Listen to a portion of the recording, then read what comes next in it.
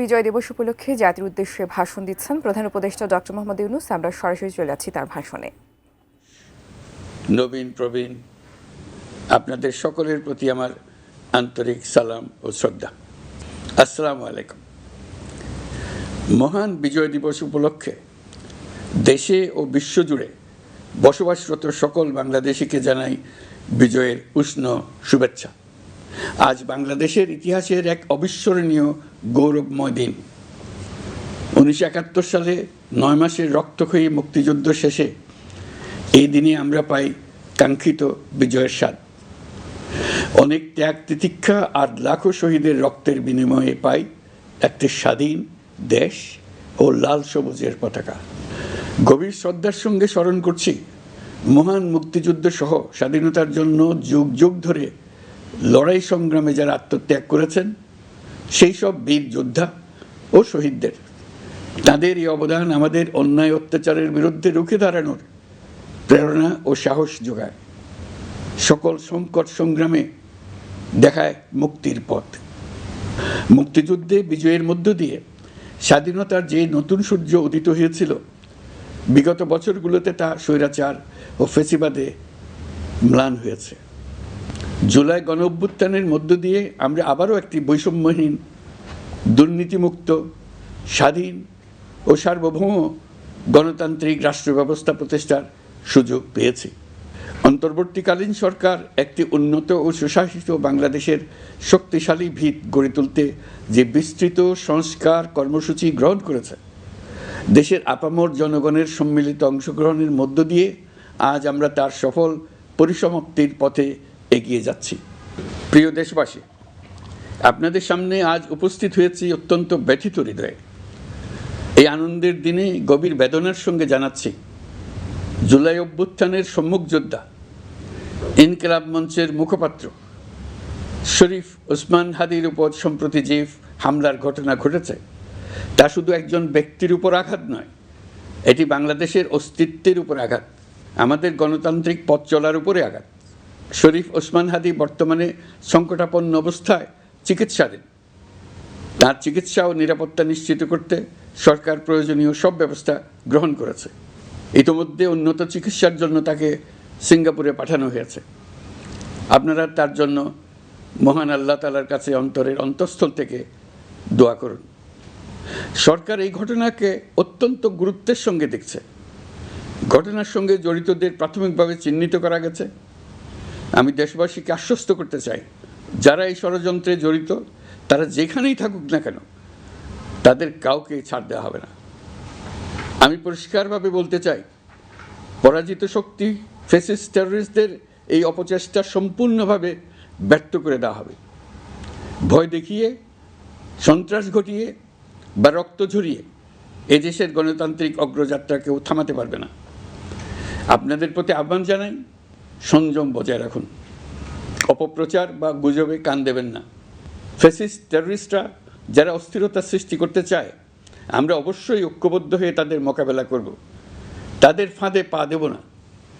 পরাজিত ফ্যাসিস্ট শক্তি এদেশের পবিত্র মাটিতে আর কোনো দিন ফিরে আসবে না।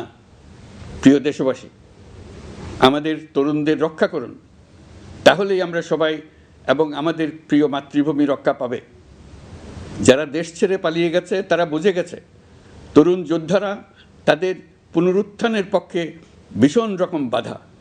এই অস্ত্রহীন, ভীতিহীন, ব্যক্তিগত স্বার্থ সম্বন্ধে সম্পূর্ণ উদাসীন দৈনন্দিন এই চেহারার ছেলে মেয়েদের নিয়ে তাদের সাংঘাতিক ভীতি। তাদের লক্ষ্য হলো নির্বাচন আসার আগেই পথের এই বাধাগুলো সরিয়ে ফেলা, নিজেদের রাজত্ব আবার কায়েম করা। তাদের বন্ধুরা যতদিন তাদের সঙ্গে আছে ততদিন তারা এই স্বপ্ন দেখবে। নির্বাচন হয়ে গেলে তাদের বন্ধুরা সমর্থন জোগাতে বেকায়দায় পড়বে। সেজন্যই তো এত তাড়াহুড়া। তারা চায় নির্বাচনের আগেই তাদের ফিরে আসা নিশ্চিত করতে। নানা ভঙ্গিতে এটা তারা করবে। এই চোরাগুপ্তা খুন করার যে উদ্যোগ, তার একটা রূপ। আরও কঠিনতর পরিকল্পনা নিয়ে তাদের প্রস্তুতি আছে। দেশের সবাইকে জোর গলায় বলতে হবে, আমরা তরুণদের রক্ষা করব। এখানে পুরনো আমলের দাসত্ব মেনে যারা আছে তাদেরকে দাসত্ব থেকে বের হয়ে আসতে হবে। উৎসবমুখর শান্তিপূর্ণ নির্বাচন করে আমরা সবাই মিলে দেশের উপর আমাদের পরিপূর্ণ দখল প্রতিষ্ঠিত করব। নির্বাচন অবধি আর বাকি মাত্র 2 মাস। আমরা তাদের উপর নজর রাখব এবং বাকি দিনের প্রতিটি দিন উৎসবমুখর করে রাখব।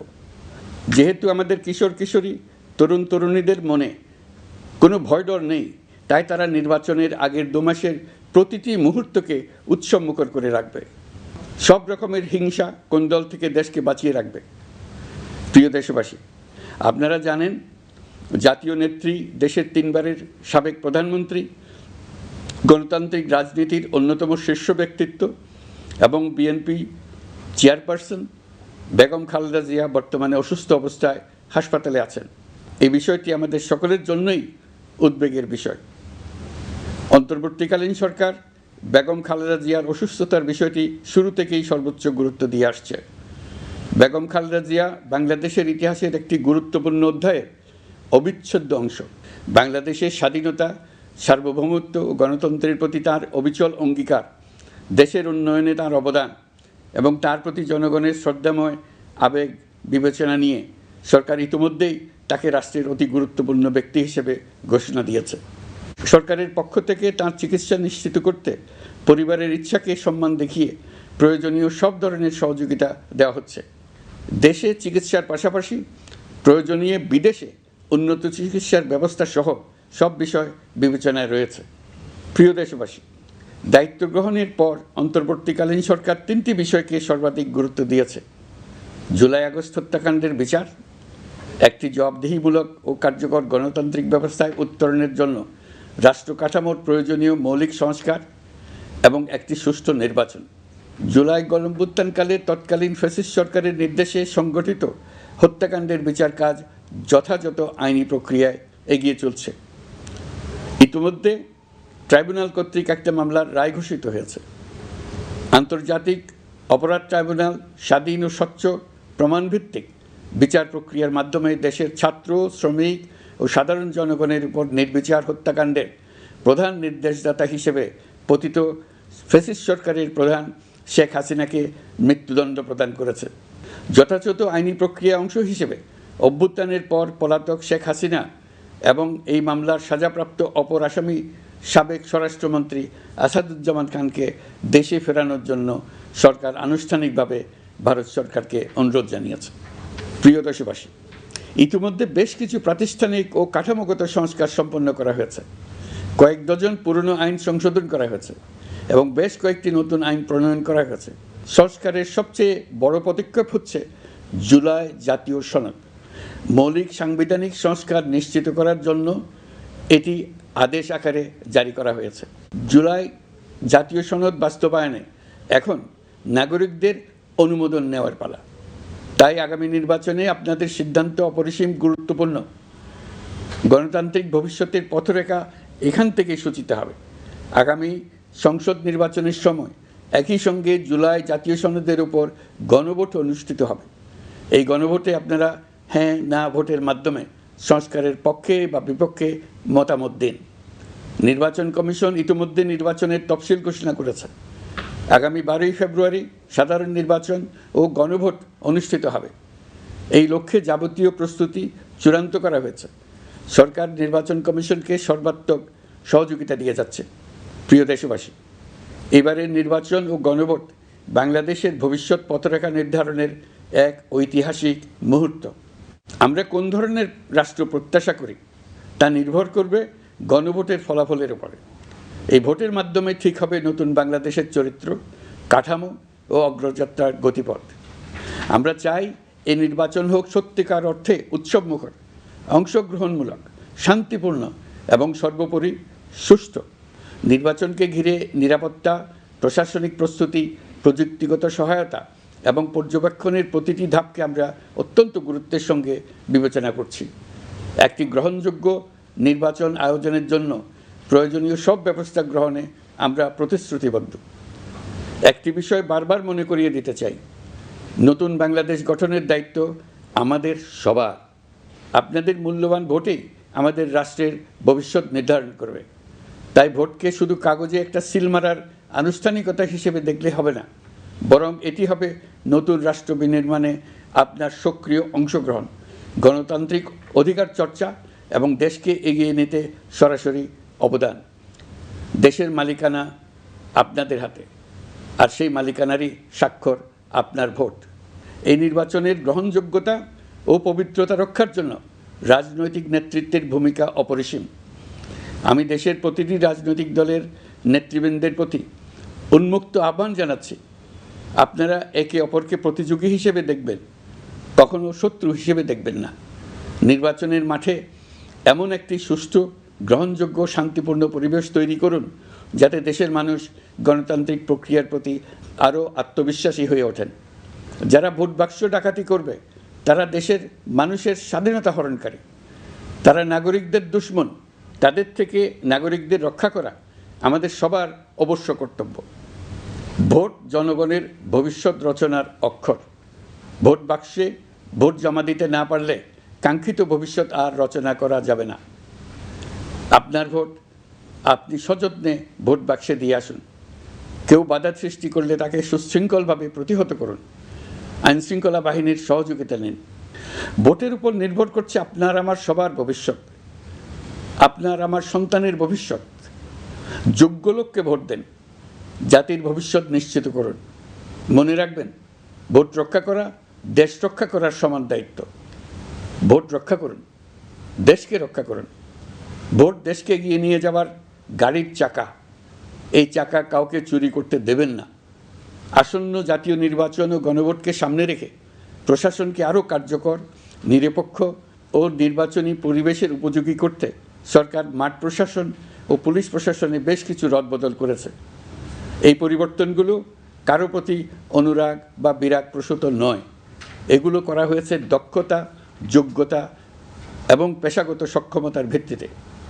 আমাদের লক্ষ্য একটাই, দেশের প্রতিটি ভোটার যেন ভোট দিতে পারেন নিরাপদ পরিবেশে, ভয়মুক্ত মনে এবং সর্বোচ্চ স্বাধীনতায়। নির্বাচন কমিশন যদি মনে করে আরও কোনো পদক্ষেপ প্রয়োজন, তা কমিশন অবশ্যই গ্রহণ করবে। প্রিয় দেশবাসী, জুলাই সনদ জাতির ভবিষ্যৎ পথযাত্রার একটি ঐতিহাসিক দলিল। এই সনদে আমরা যে সংস্কারমালা প্রস্তাব করেছি, রাজনৈতিক স্থিতিশীলতা, বিশ্বাসযোগ্য নির্বাচন, প্রশাসনিক জবাবদিহিতা, দুর্নীতি হ্রাস, অর্থনৈতিক পুনর্গঠন এবং সমাজে সম অধিকার প্রতিষ্ঠা, এসব বাস্তবায়নের জন্য প্রয়োজন জনগণের সুস্পষ্ট মতামত। কারণ একটি জাতীয় রূপান্তর কখনই একক নেতৃত্ব বা একটি প্রশাসনের মাধ্যমে টেকসই হয় না। জনগণকেই চূড়ান্ত সম্মতি দিতে হয়। এই কারণেই আমরা গণভোটের আয়োজন করেছি, যাতে দেশের ভবিষ্যৎ সংস্কার দিশা নির্ধারণে জনগণ সরাসরি সিদ্ধান্ত দিতে পারেন। এই গণভোট হবে বাংলাদেশের ইতিহাসে নতুন মাইলফলক। এখানে আপনাদের প্রতিটি ভোট আগামী দিনের রাষ্ট্র ব্যবস্থার ভিত্তি স্থাপন করবে। এবারের নির্বাচনটি অনেক বেশি গুরুত্বপূর্ণ, কারণ একই দিনে এবার দুটি ভোট, একটি সংসদ সদস্য নির্বাচনের ভোট আর একটি গণভোট, যার প্রভাব হবে শতবর্ষব্যাপী। কাজেই অবশ্যই ভোট দেন, ভবিষ্যৎ নিশ্চিত করুন। এর মাধ্যমে আপনারা জানিয়ে দিন, আপনারা কি জুলাই সনদের সংস্কার কাঠামোকে এগিয়ে নিতে চান কি চান না।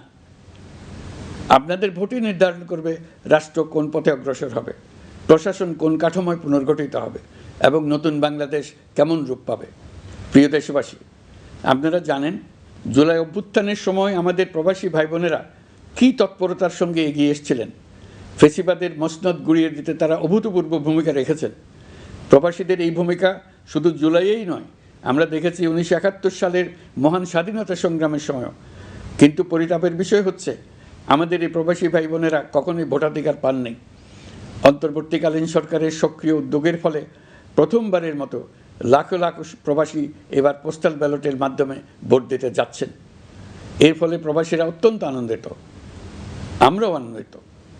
একই সঙ্গে অনেক প্রবাসী নানা জটিলতায় উদ্যোগে সামিল হতে না পেরে ব্যথিত। আপনাদের আবেগের প্রতি আমরা শ্রদ্ধা রেখে বলছি, এবারের যে ধারা শুরু হলো তা ভবিষ্যতে থামবে না। আগামীতে আপনারা সবাই এই প্রক্রিয়ায় সামিল হতে পারবেন।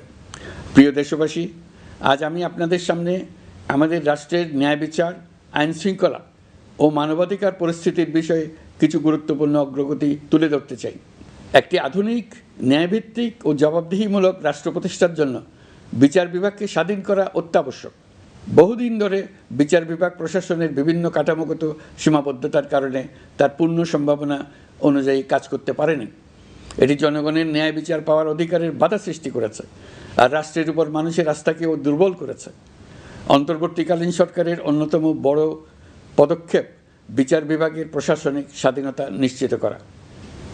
আনন্দের সঙ্গে আপনাদের জানাতে চাই, ইতিমধ্যে বিচার বিভাগকে স্বতন্ত্র প্রশাসনিক কাঠামো দিয়ে পৃথক সচিবালয় গঠন করা হয়েছে। এই পদক্ষেপ বাংলাদেশের বিচার ব্যবস্থার সংস্কারের ইতিহাসে একটি যুগান্তকারী মাইলফলক। এখন থেকে আর রাজনৈতিক কোনো চাপ বা প্রভাবের মাধ্যমে বিচারিক স্বাধীনতা যাতে ব্যাহত না হয় সে নিশ্চয়তা আরও জোরদার হবে। প্রিয় দেশবাসী, আমাদের দেশের পুলিশ প্রশাসন দীর্ঘদিন ধরে নানা সমস্যার মুখোমুখি। ফ্যাসিস্ট আমলের দুর্নীতি, ক্ষমতার অপব্যবহার ও স্বার্থান্বেষী নিয়োগের কারণে সাধারণ মানুষ পুলিশের প্রতি আস্থা হারিয়েছে। আমরা চাই এই আস্থা পুনঃপ্রতিষ্ঠিত হোক। সেই লক্ষ্যে গৃহীত হয়েছে পুলিশ কমিশন অধ্যাদেশ 2025। ফ্যাসিবাদী শাসন আমলে আমাদের মানবাধিকারহীন এক ভয়াবহ রাষ্ট্রে বসবাস করতে বাধ্য করা হয়েছিল। অথচ সেই ফ্যাসিস্ট সরকারেও জাতীয় মানবাধিকার কমিশন নামে একটি সংস্থার অস্তিত্ব ছিল। মূলত আজ্ঞাবহ লোকদের দ্বারা এই ধরনের প্রতিষ্ঠানগুলো পরিচালিত হতো নিজেদের অপকর্মের বৈধতা নিশ্চিত করার স্বার্থে।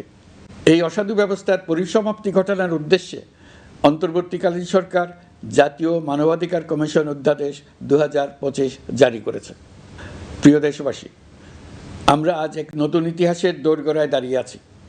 এই দেশ আমাদের, এই রাষ্ট্র আমাদের, এর ভবিষ্যৎও আমাদের হাতেই। এখন আমাদের ঐক্যবদ্ধ হয়ে সামনে এগিয়ে যাওয়ার পালা। আমরা এবারের বিজয় দিবসকে জাতীয় জীবনে নতুনভাবে ঐক্যবদ্ধ হওয়ার সুবর্ণ সুযোগ হিসেবে নিতে চাই।